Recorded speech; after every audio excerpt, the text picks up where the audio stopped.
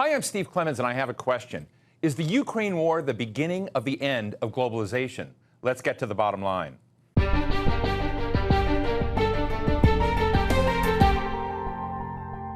After about 70 million people died in World War II, the West decided that creating an interconnected world of alliances, of global justice courts, and trade and financial rules was the best way to prevent future wars and promote economic advancement around the world. But these days, that globalization project feels as if it's on the brink of collapse, or maybe just morphing into something very different. The West is waging an open economic war right now to punish Russia, the world's 11th largest economy, and a very big energy producer, with huge sanctions and boycotts, basically kicking Russia out of the global financial system. Add to the mix the fact that folks in most parts of the world, including the United States, are kind of ambivalent about things like the global project and the benefits of trade. The whole world is becoming more and more me first. So is this how globalization ends? Why are some U.S. politicians trying to kick Russia out of the World Trade Organization after Washington spent 19 years trying to get it in? And what does all this mean for ordinary people just trying to get by? Today, we're talking with Manak, a trade policy fellow at the Council on Foreign Relations who focuses on the World Trade Organization, and Bruce Stokes, a visiting senior fellow at the German Marshall Fund and former director of global economic attitudes at the Pew Research Center. Bruce and thank you so much for joining me today. Bruce, let me ask you first. As I sit and kind of look at the lingo and the terms we throw around, to me, the whole issue of Buy American, which we heard in President Biden's recent State of the Union address, sounds a lot like America First. And I'm just wondering what you think about that. What is the world hearing when we're talking about Buy American today? Well, you're right. The world hears protectionism. They fear this, and they say, what's the difference between the Trump administration or previous administrations emphasizing Buy America? I think, though, that we have to understand that it may end up being a different thing, even though the rhetoric is the same. And that is because we are moving into an era where people are more and more worried about secure and reliable supply chains. And that will mean that we bring production closer to us, both in the United States and in Europe and in Japan. Not only is there a political resilience to that idea that we bring some of the production home, but let's face it, not many jobs are going to be created in the process, but rather that we can find more dependable supplies, and that will be what Buy America, I think, ends up meaning in reality. But, when I think about this, what do we need to get right by way of not sort of throwing the baby out with the bathwater, making sure that some element of the benefits of global trade are still in place? I think one of the things that people often forget is that during the pandemic, supply chains were incredibly resilient. In fact, if it wasn't for globalization, we would not have had the vaccines that have saved so many lives and continued to make people's lives come back to normal. This is a success story of globalization and international cooperation on trade and intellectual property. So I think that there's a lot of positives there that people are missing. And one of the things I'm talking about reshoring, bringing jobs back to America, the thing is that a lot of the jobs that left, they're not coming back. And a lot of them cannot come back because U.S. manufacturing is still very robust, but we're doing more with less people. We have lots of automation, so we don't really need as many people in manufacturing to get the same amount of output anymore. And so when we talk about, bringing things back and making more things in America, I think in many ways we have to be careful. I don't think there's a big difference between this and the America First policies of President Trump. In fact, it seems like we're trying to outcompete China by trying to be more like China instead of investing a lot more in government spending and choosing the winners and losers in our economy. And I don't think we should do that. We should trust in the things that make America great, which is openness and the competitiveness that we can thrive on. I couldn't agree with you more. I think that one of the lessons from the pandemic era was that it was the international cooperation, especially between European manufacturers and American manufacturers of the vaccine, those who invented it and basically did the research and development, that we should build upon. We need closer technological cooperation across borders because of the challenges we face and how difficult they are. And she's also right that in my hometown, there's a steel mill.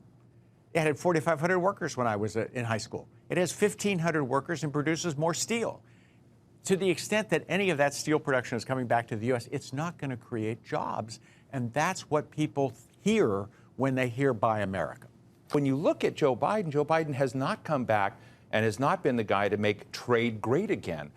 When you kind of look at the Trump policies on tariffs, steel, aluminum, Chinese imports, shoes, lumber, blocked appointments in the WTO appellate body, Joe Biden hasn't changed the game on any of these. Well, I would correct you on that, Steve. Yeah, I mean, they basically, it took a year, so we don't want to give them too much credit, but they've reduced the tariffs on steel and aluminum with the Europeans. Selectively. Now with the Japanese, right? And tried to tailor them so that they will favor low-carbon steel, which is in line with the climate policies that are needed. Right. But I agree with you that some of the major shortcomings, and I think could address this even more directly. I remember talking to Biden people before the inauguration, and they said their WTO their trade priority was to fix the WTO. It's been more than a year. There's no evidence of that whatsoever. And the WTO is as broken now as it was under Trump. Well, I agree with that, Bruce. I mean, when you think about the focus that Biden had on the campaign trail, where he said, we are going to move away from the Trump-era trade policy. We are going to find a way to revitalize America's place in the global trading system and more so internationally. And we haven't really seen that, We've seen sort of inching towards things, the lack of critical appointments to certain positions. We just got a WTO ambassador a week ago. So it doesn't really tell me that they're very serious about making this a top priority, and I wonder how we're going to get back to a point where the U.S. can lead again in that institution and other ones. I mean, my guess is we won't in the first term if there's a two-term Biden administration, and if there's not a two-term Biden administration, maybe not at all. Because remember, Obama did not want to touch trade with a 10-foot pole in his first administration. It was only in the second administration that they dove into TPP and to the transatlantic trade and TPIP. So I think that we can't expect much on a positive agenda on trade from the Biden administration because of the political problems that would create in the Democratic Party and with the public at large. I know that you wrote recently in your role at the Council on Foreign Relations, you wrote about we do need to sanction Russia for its bad behavior right now, but we need to be careful that you can go too far and send the signal that if you are pushed out of the club permanently without a way back, that really not only creates great hardship on those that are victims in Russia, also trouble, but it sends a signal that globalization project is done, that it didn't work, that we didn't, become like each other because we were trading with. Am I getting that right? Absolutely. And, I think one thing to keep in mind with the sanctions themselves, why they've been effective, it's because we've had cooperation from our allies. The United States could not impose these unilaterally and succeed in achieving whatever it wants to do with these sanctions, try to get Putin to do what they want him to do, to step back from Ukraine. And when we think about what... So sanctions didn't work? Well, so far, we haven't seen them work. He's still fighting a war in Ukraine. I mean, I worry about this situation with sanctions, where Vladimir Putin is sitting just fine. Leaders are always sitting just fine. But the populations are hit hard, and the bitterness that comes out of that, the hardship, the deaths that come out of this kind of moment. Well, there's been a lot of economic devastation that we've seen so far in Russia that's being felt not just by certain oligarchs in the system, but also by the general population. Over 400 companies have either left permanently or temporarily. So there's a lot of business that's happening in Russia right now. So I think that there can be long-term consequences, but we have to be clear about what are the off-ramps. And I think for there to be an effective sanctions regime, the government needs to explain what does Putin need to do in order to have sanctions removed. Well, we have said in the United States, I think Anthony Blinken, the Secretary of State, was clear that withdrawal needs to happen, and it has to be clear evidence of permanent withdrawal. But do you think that what Anthony Blinken has called for is too high a bar? I think there needs to be a clear progressive step down from the escalation of the sanctions. And there has to be a way to give Putin sort of an off-ramp to get to the negotiating table, and then we can start sort of moving more sanctions off of Russia. So I think that there has to be some sort of incentive to get him to talk, and that hasn't really happened yet. And Steve, I think not the only danger, but one of the major future potential dangers of sanctions is if we develop evidence that China is actually helping Russia through its troubles, and that triggers secondary sanctions against the Chinese, then the threat of sanctions to the globalization project, it seems to me, grow dramatically. Because China is obviously... China is not a trivial economy. Not a trivial economy. They are deeply engaged in the world economy. The Europeans trade more with the Chinese than we do, and that would affect our relationship with Europe. Again, I don't know what we do if the Chinese begin to help the Russians, which as far as we know, they aren't right now. If we allowed them to do that without any consequences, then our current sanctions on Russia would be even less effective. I mean, to be fair to China for the moment, they have said that they do not support the invasion of Ukraine and that they have problems with that. Yes. They have not outright condemned Russia, but they've made clear that they do not support what Russia did. And they have, they have their own equities to defend here. I mean, they would have to retaliate against us if we began to impose secondary sanctions on them, which would have grave implications for employment in China, because they can shut down the Volkswagen factories or the Toyota factories to show us that they have power, but that means Chinese workers are out of work. So it could get very messy if we end up doing secondary sanctions. Bruce, the thing, you and I have been talking for a long, long time about the politics of trade, because it's not just the fact that trade creates great wealth in the world, but over the years, you and I have seen both parties, the Republican Party and the Democratic Party in the United States, walk away from any ownership on trade. The Republican Party, even during George W. Bush, his best friends were baseball franchise owners and oil guys. And trade was not high on the platform as it was during the Bill Clinton administration, where there was a lot of embrace of trade and what it meant to the multinational corporations. And I think the issue, I think Clinton was the last president, and maybe even the first president, who fully embraced globalization and believed that globalization was the future. And remember, he would campaign and say, I can't protect you from this, but I will stand with you and we'll work through this together. Then that administration did very little to help the people who were affected. Inequality by trade. grew. Exactly. I think that people felt And your lied characterization of the Republicans and the Democrats both walking away from this issue, even while the public itself has actually become, in principle, more supportive of trade. Every poll shows that support for trade as a generalized principle has grown over the last 20 years in the United States. Now, if you ask more specific questions, does trade create jobs? No. Does trade lower wages or raise wages? Oh, it lowers wages. Does trade lower prices? And remember, this is what economists tell us is the reason you trade. Is it because it lowers prices? Americans don't even believe that. So there is an issue here with what people perceive as the consequences of trade, even though they accept the idea that trade is probably good for the country. I get that, but let me ask you both something that is boggling my mind. If you look at President Biden's support right now, it is, according to an NBC poll, plummeted to about 40%. Now, you would kind of consider this a wartime moment in a way, or near wartime moment. Usually presidential support goes up, but it's around 40% according to this NBC poll. If you look at this poll on do Americans have confidence in Biden's ability to respond to the Ukraine war, they say those that think that he does have the competency to deal with it, a great deal or quite a bit, around 28%. That's nothing. I mean, there's no Biden bounce from this. If you get the skepticism of Biden's ability, it's at 71% if you look at the categories.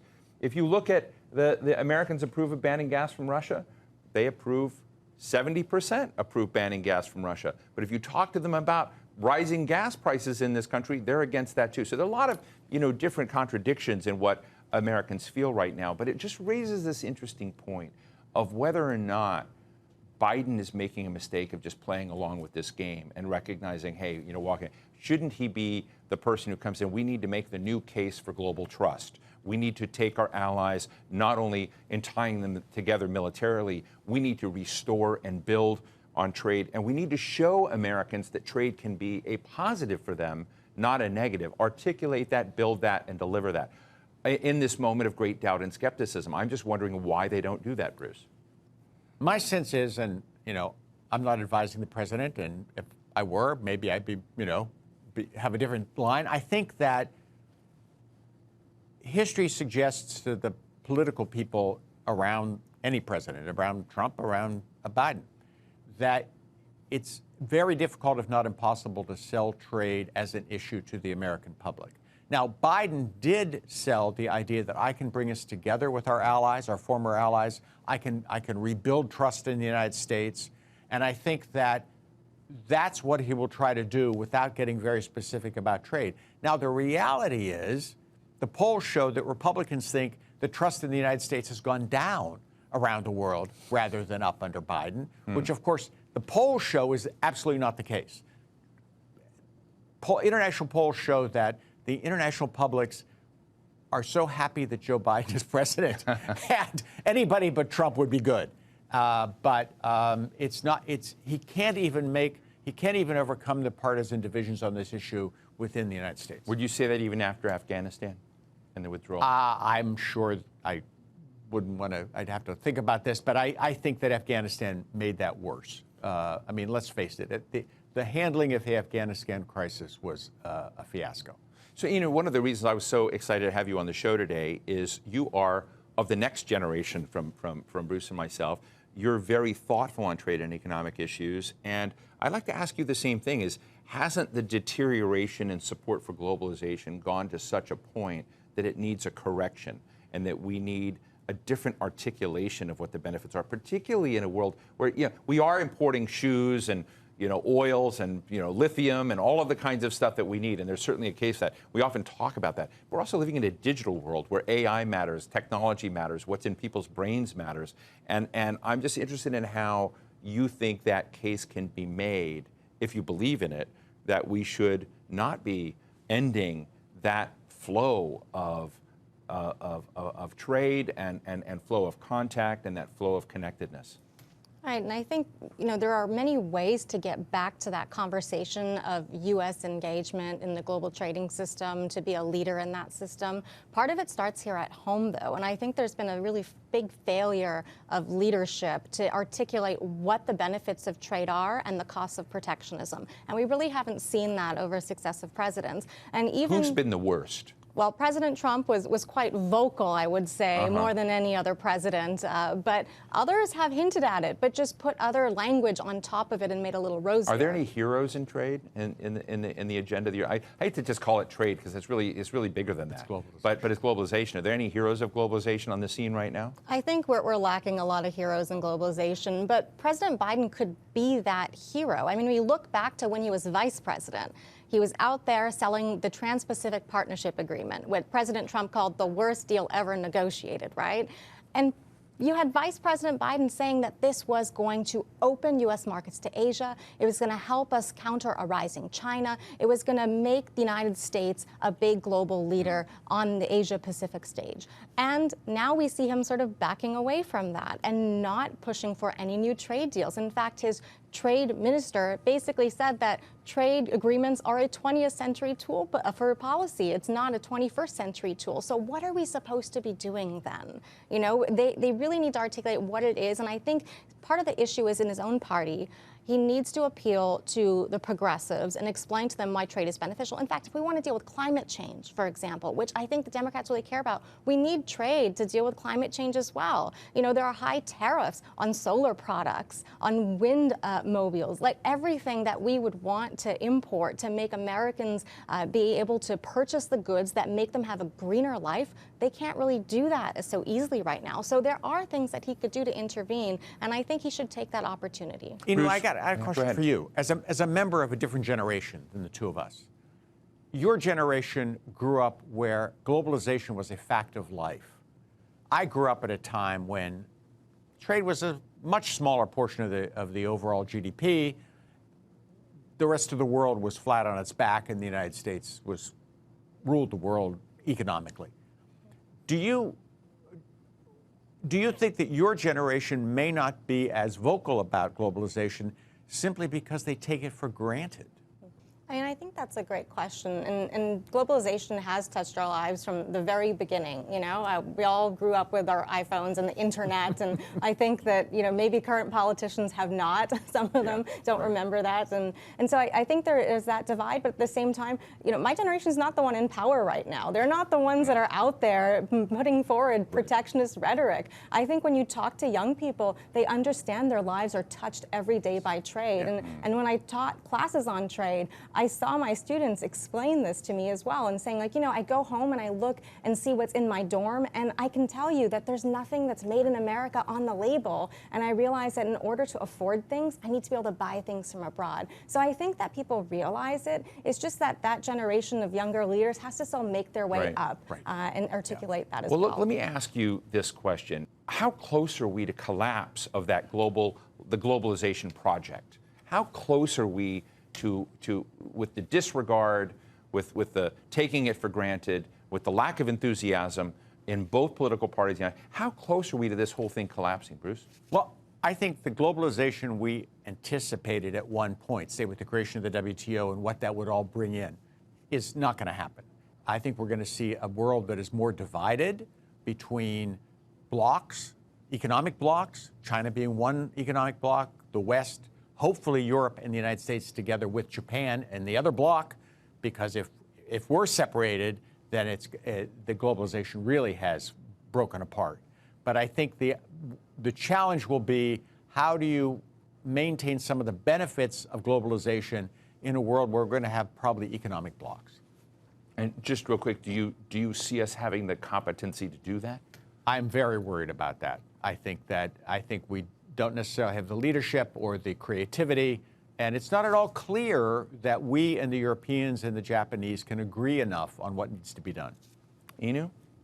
I think that globalization as we know it is forever changed, and it's been changing slowly over the course of the last few decades. And there really is a lack of enthusiasm to get behind the rebuilding of sort of the fractured international order. And I think that the thing that we have to be cautious about, particularly with how we're dealing with Russia right now and the sanctions regime, is making sure that we don't do more damage to the entire international system in the process of taking out all our frustration on one incident that we need to resolve. But we need to resolve it in many different ways. And so there's talk of removing Russia from the World Trade Organization, for example. And I think that'd be a really dangerous thing to do at the end of the day, because it's saying that we can just kick out a country when we disagree with them over something to deal with national security. But I could see potentially that being maybe used against China at some point for another national security concern, maybe vaguely defined. So we have to be really cautious here. What are the rules that undergird the system? How do we preserve them? And how do we realize that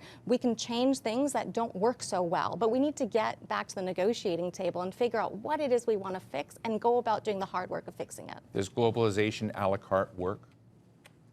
I think globalization a la carte does not work. We need a rules-based trading system that everybody abides by, a level playing field, and that's what's going to make everyone much more competitive and prosperous. Fascinating conversation. I want to thank Council on Foreign Relations Fellow Ino Manak and German Marshall Fund Fellow Bruce Stokes. Thank you so much for your candid thoughts today and joining us. Thank you. Thank you. So what's the bottom line? Free trade was supposed to create wealth for both sides of the equation. But let's face it, while great wealth has been created both in poor countries and rich countries, it's been concentrated in the hands of a few.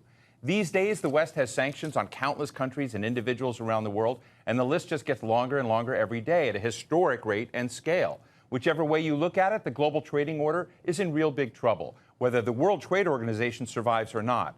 If folks around the world really start to feel like winners rather than losers, people might support the global trade game. Otherwise, everything that Washington set up 80 years ago goes up in smoke. And that's the bottom line.